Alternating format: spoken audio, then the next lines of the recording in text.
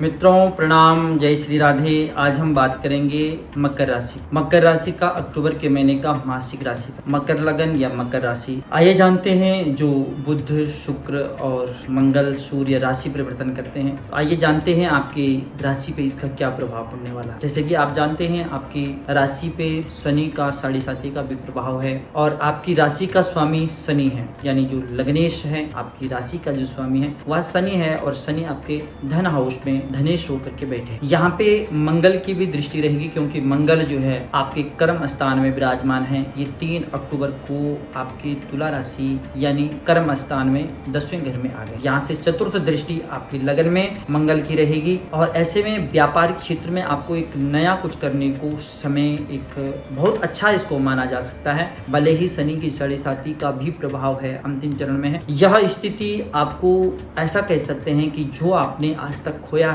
उसको पाने का भी एक समय है। शनि अवश्य जाते जाते ये आपको शनि ने आपको अगर कुछ आपसे लिया है तो अब उसका देने का समय भी आ गया है। अभी वक्रगत अवस्था में है। ऐसे में अगर जन्मकालीन के आधार पे भी अगर आपकी कुंडली में शनि अगर बकरी है और अभी वर्तमान समय में गोचर स्थिति में यह शनि बकरी हो गया है तो आपके धन स्थान में बैठ रखा अवश्य आपको इसका लाभ उठा सकते हैं। अगर हम धनेश की बात करें, शनि की बात, क्योंकि धनेश का भी जो है शनि ही है और अपने धन भाव में ही बैठ रखा है, तो ऐसे में धनागमन की स्थिति जो है वह अच्छी खासी बनी हुई है। आप अगर मार्केटिंग के क्षेत्र में है तो यहाँ पे आपको स्थिरता लाने की कोशिश करें और परिवारजनों के साथ जो तालमेल है उसको अच्छे से बिठाने की कोशिश करें। चाचा ताइयों से अपने संबंधों को अच्छा रखें, ये आपके लिए अच्छा एक कारगर उपाय सिद्ध होगा। जितने ही आप चाचा ताइयों से अपना संबंध अच्छे रखेंगे वैसे ही आपका शनि भी उतना ही अच्छा रिजल्ट देगा। और जो आपके संपर्क में हैं, जो आपके नीचे काम करते हैं या आपके घर में ही कोई कार्य करता है, आपने कोई नौकर के रूप में रखा हुआ है, चाहे बिजनेस व्यापार के क्षेत्र में हो, चाहे ऑफिस में है, चाहे घर में है, उनसे आप अच्छे से पेश आइए, इज्जत मान सम्मान से पेश आइए, तो आपको इसका बेनिफिट अवश्य मिलेगा। अगर हम पराक्रम स्थान की बात करते हैं तो जो पराक्रमेश बृहस्पति है आपके सुख भाव में बैठे हैं राहु के साथ में, और यहाँ पे बुध और सूर्य की भी दृष्टि रहेगी क्योंकि बुध आपके भाग्य स्थान में 1 अक्टूबर को आ गए हैं और 18 अक्टूबर तक सूर्य भी आपके भाग्य स्थान पे रहेंगे। बुध आदित्य योग यहाँ पे बना हुआ है और सूर्य और बुध की दृष्टि आपकी पराक्रम स्थान में रहेगी। यहाँ पे अपेक्षाओं से बच के रहना पड़ेगा आपको, अपेक्षा ज्यादा न रखे। बाकी आपका जो पराक्रम है, जो पुरुषार्थ है, अभी सामान्य रूप से इसको मान सकते हैं। अगर हम आपकी चतुर्थ स्थान की बात करते हैं, सुख भाव की बात करते हैं, मातृ स्थान की बात करते हैं, तो यहाँ पे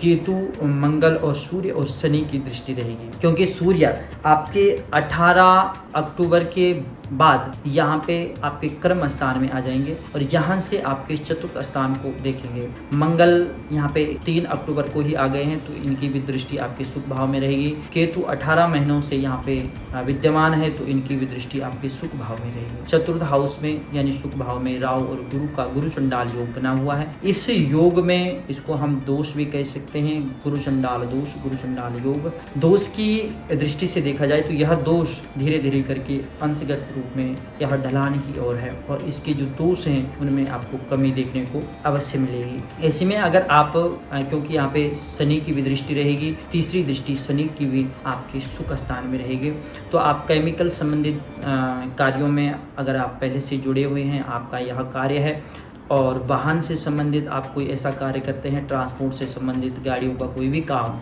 या उनके पार्ट्स ऐसे कोई कार्य करते हैं आप, तो आपको उससे बेनिफिट अच्छा खासा मिलने वाला है। और जो आपको एक डर सा बना रहता था, एक अज्ञात भय बना रहता था, उसमें भी कमी देखने को आपको अवश्य मिलेगी।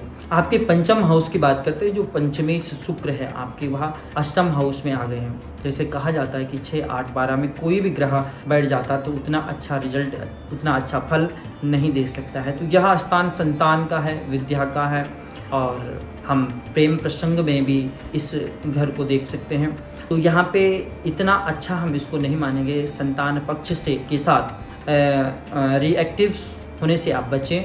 और रिलेशनशिप में जो लोग हैं तो उनके लिए भी यह समय अच्छा नहीं है। अगर आप आगे बात बढ़ाते हैं और आप घर वालों को बताते हैं तो ये एक प्रॉब्लम सी खड़ी हो सकती है, तो यह समय आपके लिए उचित नहीं माना जाएगा। और विद्यार्थी वर्गों के लिए भी आपको चंचलता से बचना चाहिए, अपने अंदर एक स्थिरता लानी होगी। जो आप पढ़ाई कर रहे हैं देखा देखी में और चकाचौंध के चक्कर में ना पड़े तो ही आपके लिए यह अच्छा रहेगा। अगर हम आपके षष्ठम हाउस की बात करते हैं तो जो षष्ठेश है वह बुध है और बुध आपके कर्म स्थान में बैठ रखा है, तो यहाँ पे आपको थोड़ा सा त्वचा से संबंधित रोगों का भय रह सकता है। शत्रु पक्ष तो हावी नहीं है, लेकिन त्वचा का ऐसी एलर्जी संबंधित ऐसी दिक्कत आपको रह सकती है।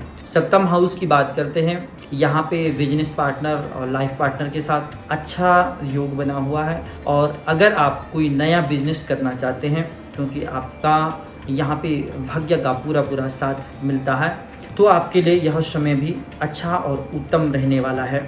अगर आप खान पान से संबंधित कोई ऐसा कार्य शुरू करते हैं या पहले से आप उसमें कार्यरत हैं, तो आपके लिए यह समय अक्टूबर का महीना बहुत अच्छा और उत्तम माना जा सकता है। अष्टम हाउस की अगर हम बात करते हैं तो अष्टमी सूर्य आपकी भाग्य स्थान में है 18 अक्टूबर तक, और 18 अक्टूबर के बाद वह कर्म स्थान में यानी 10वें स्थान में चले जाएंगे।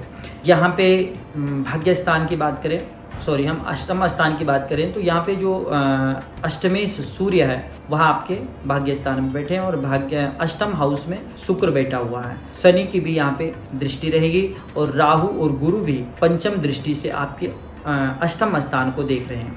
यहाँ पे अगर आप रिसर्च से संबंधित कार्य करते हैं तो इसमें आपको अच्छी सफलता मिलने के योग हैं, लेकिन शुक्र यहाँ पे है तो कहीं ना कहीं आपको आँखों से संबंधित और गुप्त चिंताएं, गुप्त रोग संबंधित, यूरिन से संबंधित दिक्कत रह सकती है।